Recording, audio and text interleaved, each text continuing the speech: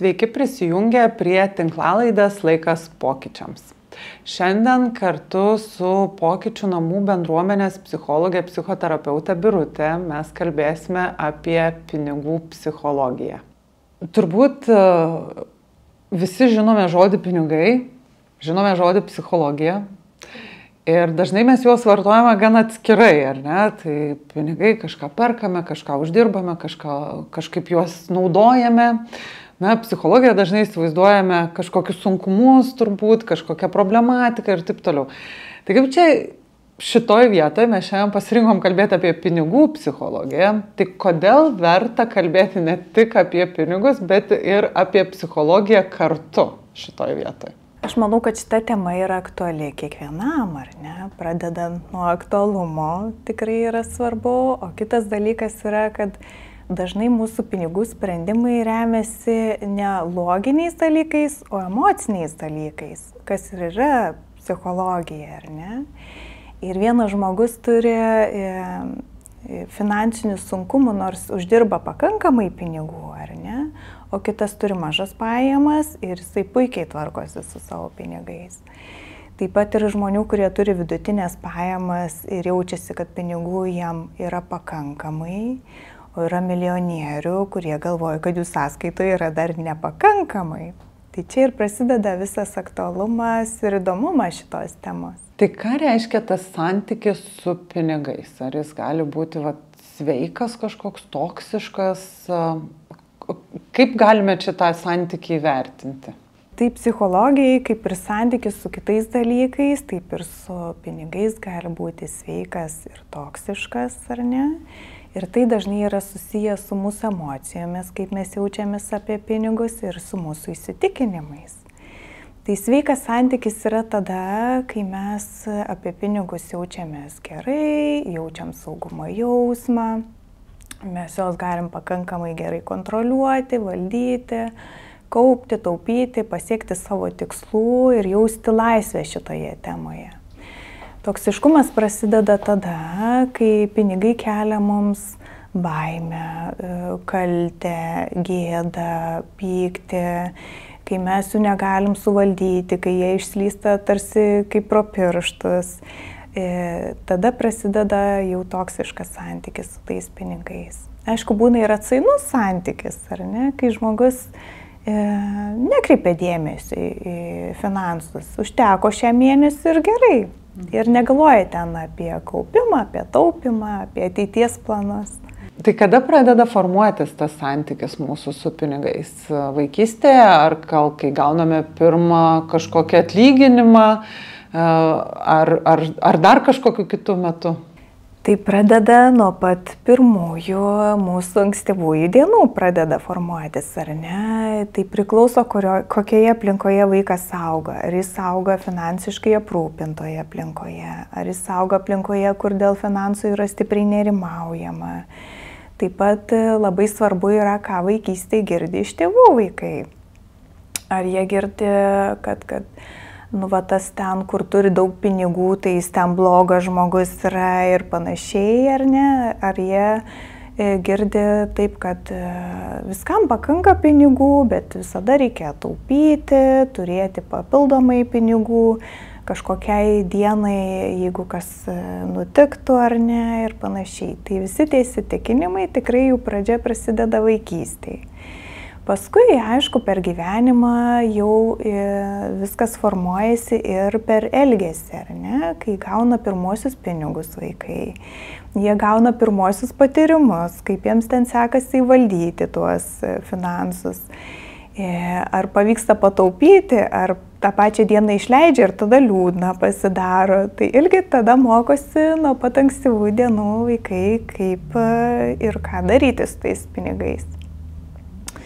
Ir tada, žinoma, viskas formuojasi jau mums toliau ir suaugus. Mes toliau kaupiam tą patirtį apie finansus, tiek žinių įgyjam ir tada arba pritaikom, arba nepritaikom tas žinias, tiek matom, kaip mums sekasi ir tada turim arba pasitikėjimą apie finansus, kad aš gerai valdau, man šitą temą nekelia problemų, arba kyla įtampa, nes neišeina taip valdyti, kaip norim, ar ne?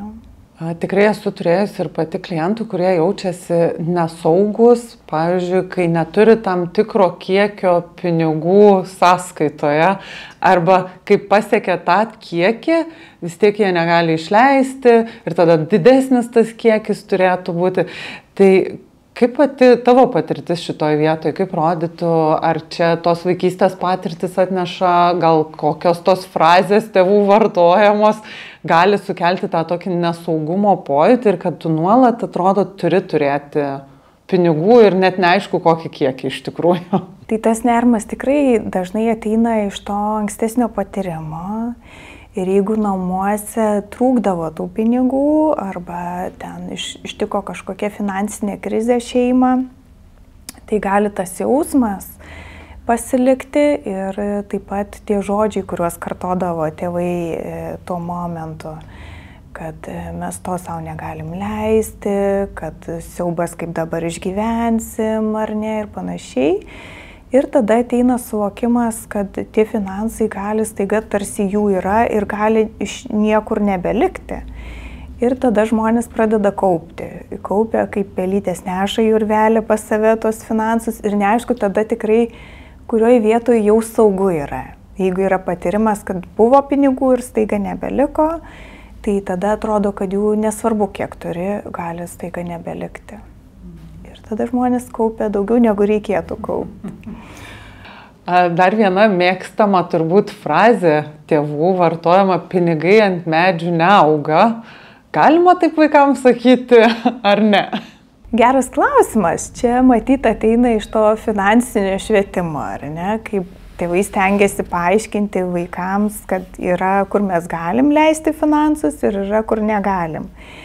Tai šita frazė, jinai tokia vaizdi, sakyčiau, ir jeigu mes ją praplėtotumėm ir daugiau vaikam paaiškintumėm, ką tai reiškia, tai galbūt būtų labai puikus finansinė pamokėlė puikia. Tai dabar galvojant apie patį mąstymą žmogaus, tai galima turbūt priskirti, tokias dvi kategorijas išskirti, ar ne? Trūkumo tas mąstymas ir gausos mąstymas. Tai kuo skiriasi finansinėje toje srityje, pinigų srityje, būtent gausos ir trūkumo mąstymai? Tikrai galima pažiūrėti per šitas dvi prizmes į mūsų mąstymo tipą apie finansus, ar ne? Ir trūkumo mąstymas yra tada, kai mes galvojam, kad pinigų pasaulyje yra ribotas kiekis.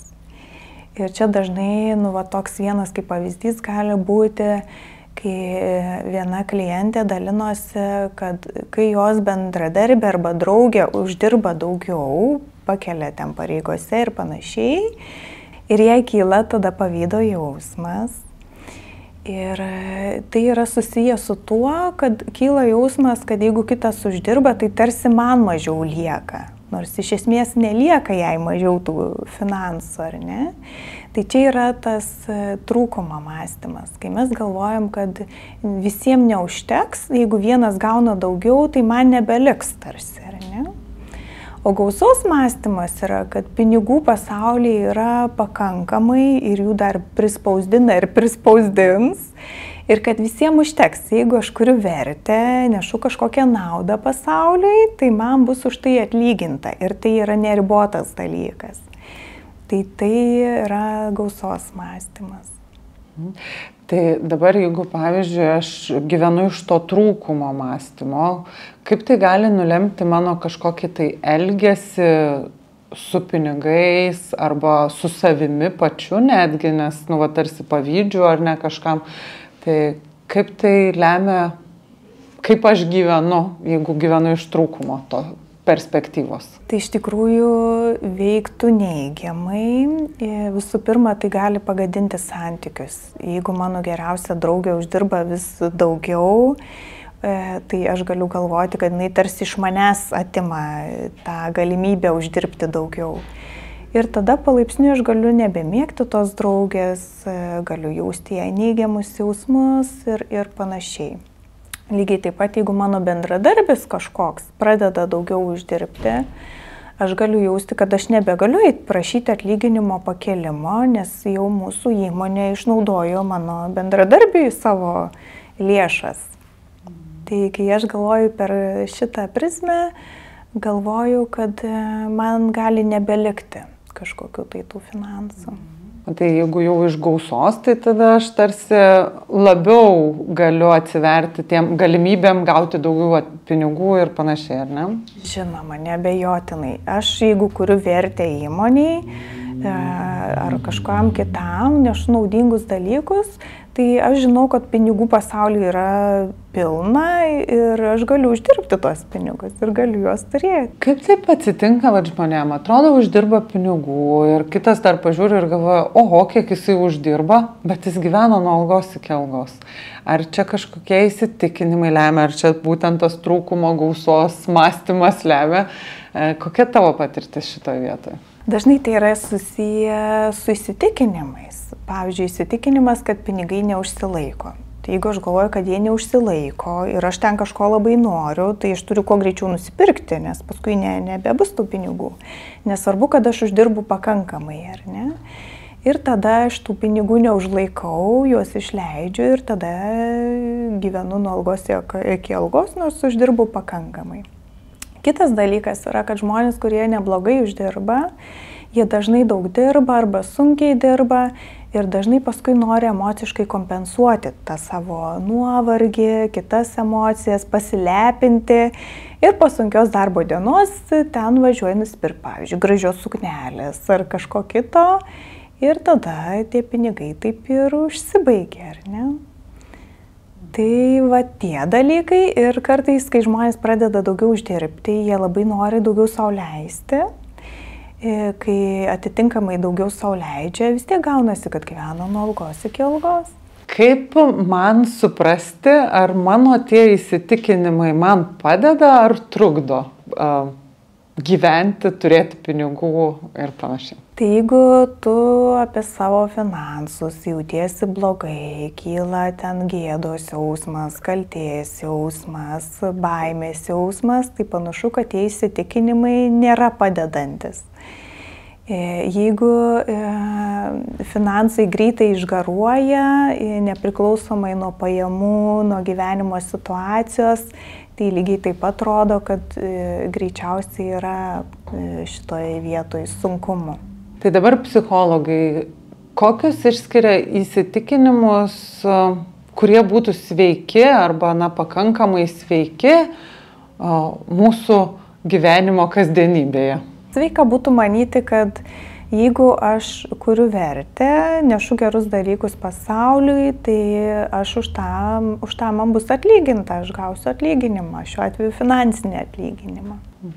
Tai suknelės geriau vakare nevažiuoti pirkti, jeigu esu nusipelnęs pailsėti arba save apdovanoti kažkaip tai. Jeigu tai yra iš kompensacinio mechanizmo, panašu, kad ne.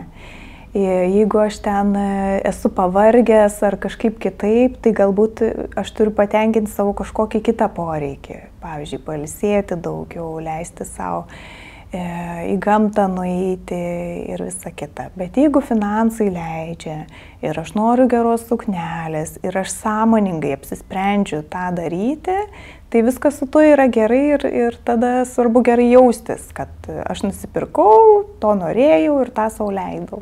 Tai kaip girdžiu, labai svarbu yra suprasti, kodėl aš išleidžiu tuos pinigus arba kodėl aš juos naudoju vieną ar kitą paskirtim, ar ne?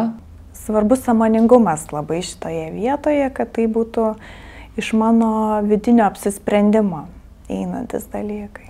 Tai dabar galvojant apie tą sąmoningumą, tai kokį pirmą žingsnį turėčiau atlikti, kad susigaudyčiau, ar aš čia gerai leidžiu tos pinigus ar ne, kaip įsinešti truputį to sąmoningumo į savo gyvenimą apie finansus? Galima pradėti nuo savistabos. Kasdieną su savim pasikalbėti, kaip aš šiandien jaučiuosi, kaip man sekėsi su finansais, kiek aš išleidau ir dėl ko aš tuos pinigus išleidau.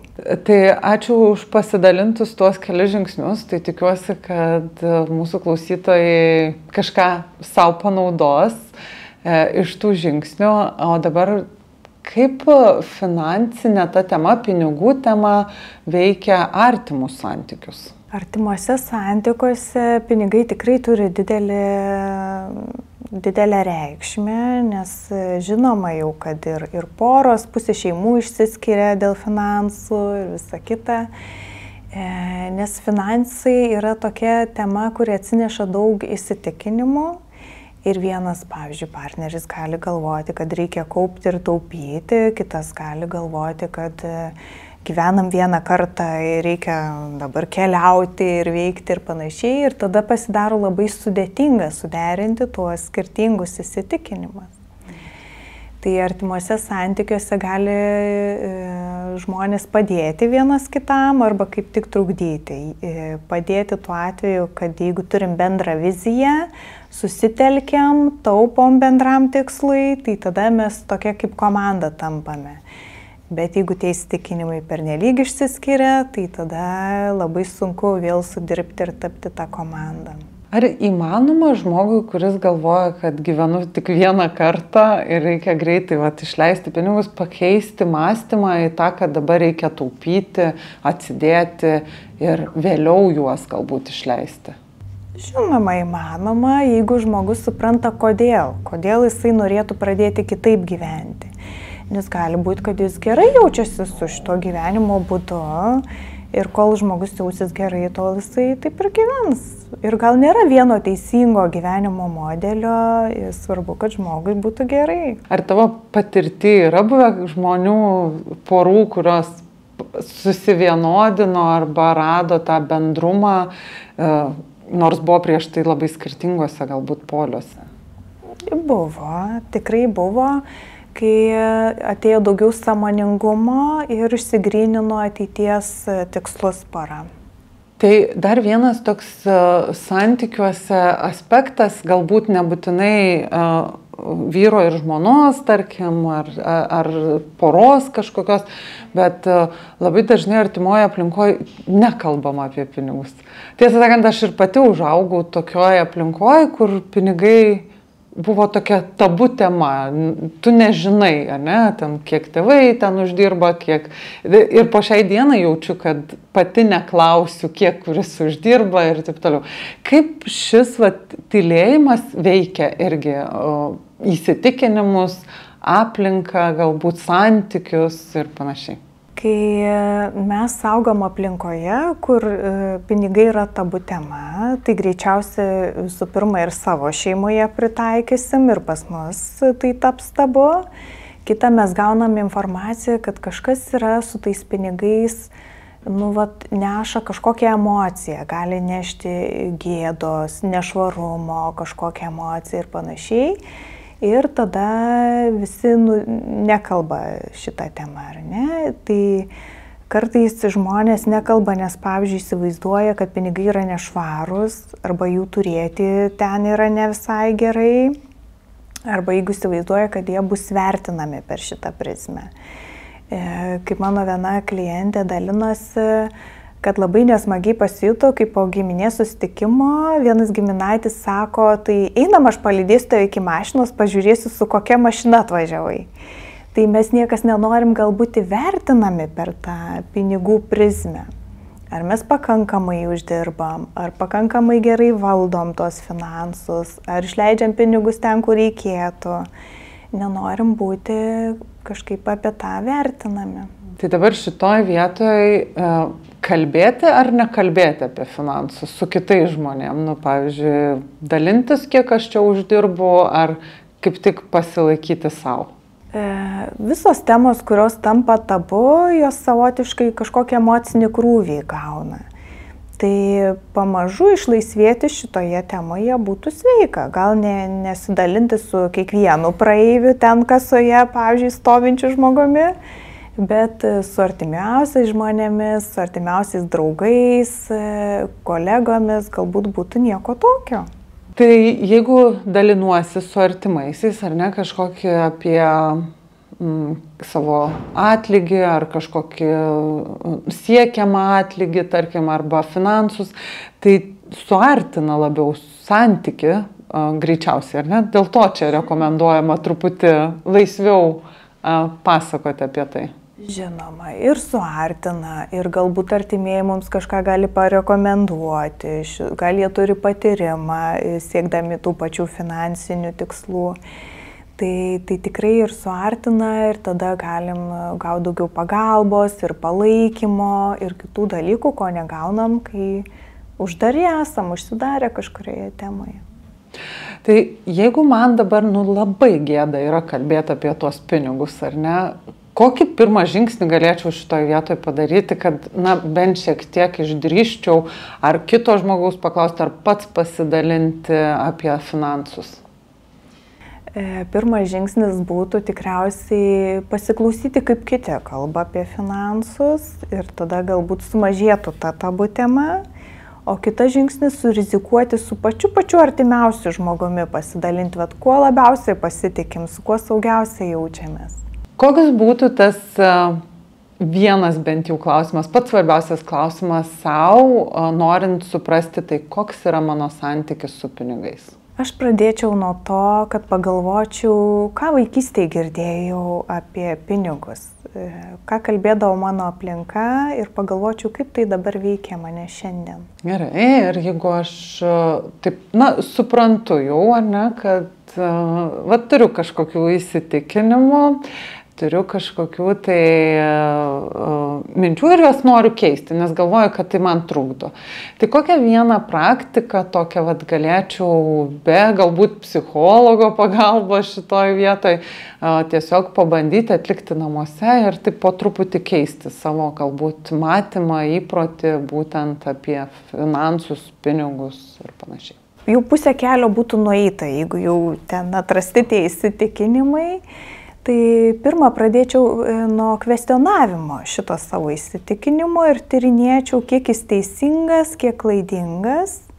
Ir jeigu jaučiu, kad jis yra pakankamai klaidingas, kiekvieną kartą stengčiausi jį pakeisti teisingesnį, kuris labiau atspindi realybę. Ar ne? Pavyzdžiui, jeigu aš galvoju, kad pinigų man neužteks, galbūt keisčiau į tą įsitikinimą, kad gyvenu toj šalyje, kur tikrai yra, kad daugiau galiu uždirbti. Tai kaip suprantu, vėlgi įsitikinimą tą klaidingą nereikėtų pakeisti visiškai kardinaliai. Pavyzdžiui, man neužteks ir tada sakau, kad man užteks pinigų, ar ne? Vis tiek girdžiu, kad truputį skiriasi formuluoti šitoj vietoj, koks tas sveikesnis įsitikinimas yra. Jeigu mes taip kardinaliai priešingą šoksim, greičiausiai mes ne iki galo patikėsim to kitų įsitikinimu. Ir tada net, jis neveiks mums. Bet jeigu įsivardinsim, kad kur, bet Lietuvoje ar ten savo įmonė tikrai galiu ten 100 daugiau uždirbti. Kaip pavyzdys, pradėti nuo mažų žingsnelių, tai tada labiau tikėtina, kad aš patikėsiu ir įtvirtinsiu tą naują įsitikinimą. Tai pabaigai norėtųsi kažkaip tokios vilties galbūt įnešti šitoje vietoje. Ar įmanoma keistis, ar įmanoma gyvenant kukliau, gyventi geriau, kaip sakant, tai gal tu turi kažkokių pavyzdžių būtent tą temą? Taip, tikrai žinau vieną labai įdomų pavyzdį, kaip Amerikoje gyveno toks Ronaldas Reagas. Jis buvo degalinės darbuotojas ir valytojas. Tai jo gyvenimas atrodė labai kuklus. Kai jis augo, jis į mokyklą važiuodavo tranzuodamas automobilius, jis buvo pirmasis, kuris pabaigė vidurinę mokyklą pas save savo aplinkoje. Ir visą gyvenimą įsidarbinęs dirbo to degalinės darbuotojų ir valytojų. Gyveno gana kukliai, tada 30 kelių metų nusipirko mažą namuką su 2 miegamaisiais kambariais. Ir jam 90 kelių metų mirus paaiškėjo, kad jis savo sąskaitoj turėjo 8 milijonus dolerių. Tai 1,5 milijonų paaukojo savo vaikaičiams ir 6 milijonus paaukojo ligoniniai ir kažkokiai dar įstaigai. Tai čia apie tai, kaip gyveno žmogus, dirbo paprastą darbą, gyveno kukliai, bet pasirodo galima sukaupti labai didelių pinigų. Tai ačiū labai, kad pasidalinai savo žiniomis su mumis apie pinigų psichologiją. Ačiū labai, kad žiūrėjote mūsų tinklalaidę Laikas pokyčiams. Jeigu patiko tai, ką išgirdote ir norite išgirsti dar daugiau turinio, kviečiu paspausti subscribe mūsų kanale ir sekti naujienas.